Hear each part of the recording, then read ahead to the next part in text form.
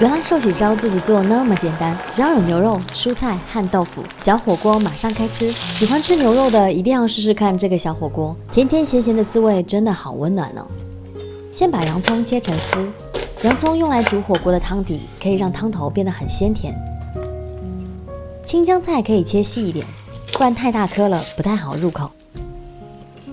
我喜欢用板豆腐，比较耐煮，有人喜欢嫩豆腐的也可以放哦。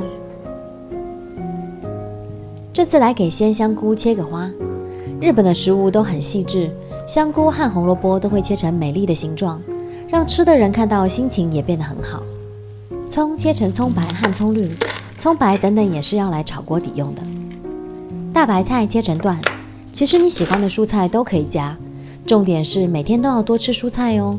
蒟蒻要先洗一下，水滚后加入蒟蒻，煮2分钟。蒟蒻是浸泡在碱水里面的，煮一下才能去除碱水的味道。其实寿喜烧的酱汁就是日式酱油加味淋，喜欢甜一点的还可以再加点砂糖。开中火，融化奶油，再加入洋葱和葱白拌炒，炒到洋葱变软，拨在边边，留出空间来煎一下豆腐，这样豆腐吃起来会比较香。如果用嫩豆腐的就不用煎了，可以直接放进锅子里面。